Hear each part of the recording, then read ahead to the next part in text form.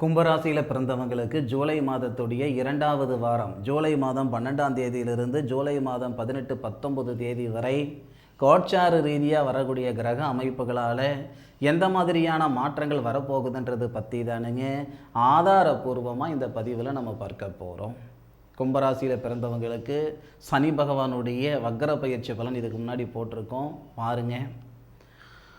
இந்த 12ஆம் தேதி உங்கள் ராசிக்கு 6வது பாவகத்துக்கு அதிபதினு சொல்லக்கூடிய சந்திரன் உங்கள் ராசிக்கு 4வது பாவகத்தில் தொழில் ஸ்தானாதிபதியோடு சேர்றார். ஞாயிற்றுக்கிழமை மட்டும் தயவு செய்து எந்த ஒரு முக்கியமான முடிவு தொழில் நிமித்தமாக எடுக்காதீங்க. தொழில் ஸ்தானாதிபதினு சொல்லக்கூடிய செவ்வாவுடன் 6 கூடிய கிரகம் சேர்றது நல்லது கிடையாது. ஏன்னா தொழில் ஸ்தானாதிபதினு சொல்லக்கூடிய செவ்வா 6வது பாவகத்துக்கு அதிபதி சந்திரனுடைய நட்சத்திரத்தில், ரோகிணி நட்சத்திரத்தில் தான் இருக்க செய்கிறாரு. அதே மாதிரி 6வது பாவகத்துக்கு அதிபதி உச்ச நிலையில் இருக்கும். அப்படி இருக்கையில் நண்பர்களுடன் ஏதாவது தொழில் தொடங்கலாம், கூட்டு தொழில் செய்யலாம் அப்படின்ட்டு நாளை தினம் 18ஆம் தேதி முடிவு பண்ணிங்கன்னா 100% அது ஃபெயிலர். தொழில் நிமித்தமாக ஏதாவது முக்கியமான ஒரு முடிவுகள் எடுக்கணும் அப்படின்னு நினச்சாலும் அதுலேயும் சிக்கல் சேர்ந்துடும். அதனால் கும்பராசியில் பிறந்தவங்க இருக்கிற இடத்துலேருந்து நீங்கள் மேலே வரலனாலும் பரவாயில்ல சாமி, இருக்கிற இடத்துலேருந்து கீழே போயிடக்கூடாது. தொழில் நிமித்தமாக முடிவு எடுக்கிறதுக்கு இந்த ஜூலை மாதம் 12ஆம் தேதி உகந்த நாள் கிடையாது. அதே மாதிரி 13, 14 திங்கட்கிழமை, செவ்வாய்க்கிழமை 6 கூடிய கிரகம் 5வது பாவகத்தில் இருந்து 11வது பாவகம் சொல்லக்கூடிய லாபஸ்தானத்தை பார்க்கிறார். அப்போ திங்கட்கிழமை, செவ்வாய்க்கிழமை சாதகமாக இருக்கும். வழக்கு பிரச்சனையிலிருந்து நீங்கள் விடுவிச்சுக்கிறதுக்கான வாய்ப்புகள் உண்டு.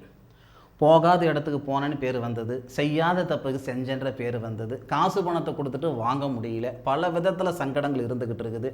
என் வீட்டு பணத்தை கொடுத்துவிட்டு அவன் பின்னாடி நாயா பெய்ய நான் இளையிற மாதிரி இருக்குது. இந்த மாதிரியான மன அழுத்தத்தில் இருக்கக்கூடிய கும்பராசியில் பிறந்தவங்களாக நீங்கள் இருந்தால் வர திங்கட்கிழமை, செவ்வாய்க்கிழமை அந்த சங்கடத்திலிருந்து நீங்கள் விடுவிச்சுக்கிறதுக்கான வாய்ப்புகள் இந்த பிரபஞ்சம் கொடுக்குது.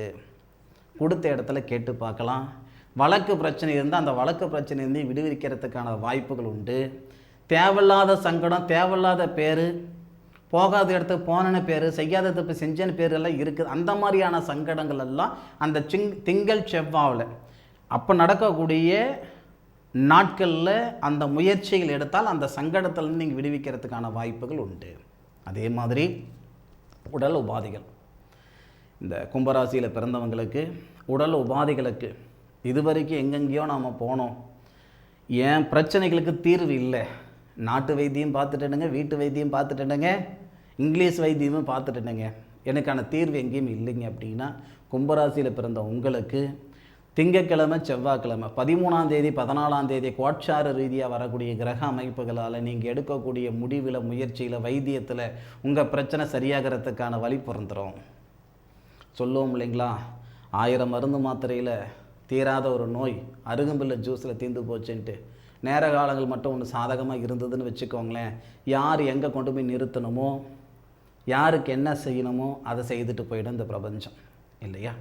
எத்தனையோ நம்ம பார்த்துருக்கோம், எத்தனையோ வைத்தியம் பண்ணணுங்க, செட் ஆகலை, கடைசியில் இந்த மருத்துவரை பார்த்தனுங்க, கைராசி மருத்துவர் போல் இருக்குது, இவர் ஒரு மருந்து மாத்திரை கொடுத்தா அப்படி டக்குன்னு சரியாயிடுச்சு. இதெல்லாம் நம்ம சொல்ல தானே கேட்டு நம்ம கேட்க தானே செய்கிறோம், சொல்கிறது கேட்க தானே செய்கிறோம். அந்த மாதிரி இந்த நேரத்தில் வரக்கூடிய கிரக அமைப்புகள் உங்களுடைய ஆரோக்கிய நிமித்தமாக நல்லது நடக்கும். அதே மாதிரி 6 கூடையவர் 5வது பாவகத்தில் இருக்கும்போது திங்கட்கிழமை, செவ்வாய்க்கிழமை உறவுகள், அதாவது அது சொந்தம் பந்தத்துக்குள்ளார, அண்ணன் தம்பிகளுக்குள்ளார, இல்லை தாய் தகப்பனுக்குள்ளார, இல்லை கணவன் மனைவிக்குள்ளார ஏற்பட்ட அந்த சங்கடங்களை இந்த நேரத்தில் சரி செஞ்சுக்கலாம்.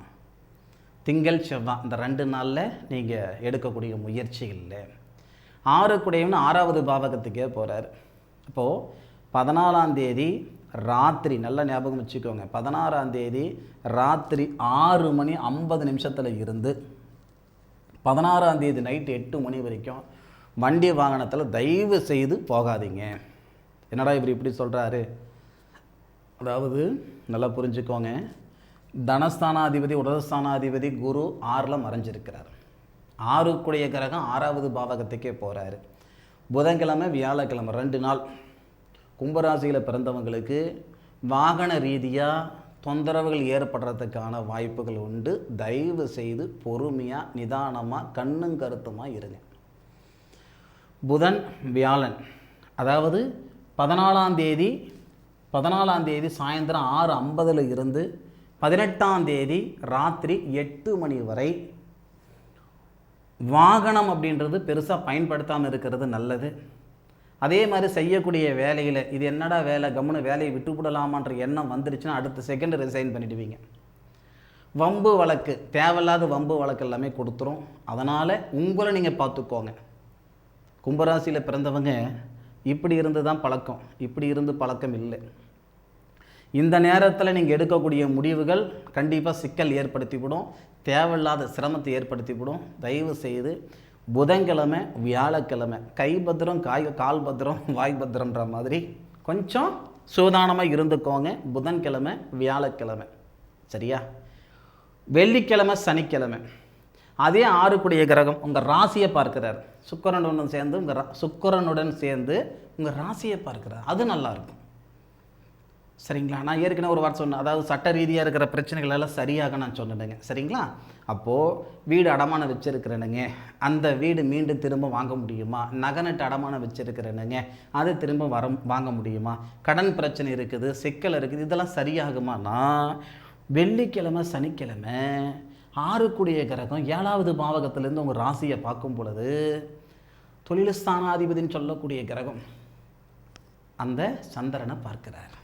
சந்திரனுடைய சாரத்தில் இருக்கக்கூடிய செவ்வாய் சந்திரனை பார்க்கிறார். பாகப்பிரிவினை ஆகலைங்க, இந்த நேரத்தில் பேசுங்க, ஆகும். சார் ஆடி மாதமாக இருக்கே சார், அதுக்கு என்ன இருக்கு?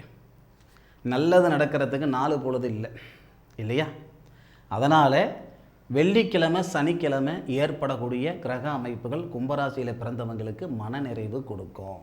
இதிலேருந்து நம்ம பார்த்தது என்னன்னா, ரொம்ப மோசமாக இருக்கிறது ஞாயிற்றுக்கிழமை, 2வது புதன்கிழமை வியாழக்கிழமை. முடிஞ்ச அளவுக்கு சூதானமாக இருப்பீங்க நம்புறேனுங்க. இந்த பதிவு கும்பராசியில் பிறந்தவங்களுக்கு மனநிறைவை கொடுத்துருக்குன்னு நினைக்கிறேனுங்க. மீண்டும் அடுத்த ஒரு அற்புதமான தருணத்தில் கும்பராசியில் பிறந்த உறவுகளை சொந்தங்களை சந்திக்கும் வரை உங்களிடமிருந்து விடைபெறுவது உங்கள் வீட்டு ஜோதிட நண்பனான மா காளிதாஸ் மணிகண்டன். திருச்சிற்றம்பலம். வாழ்க வையகம், வாழ்க வளமுடன்.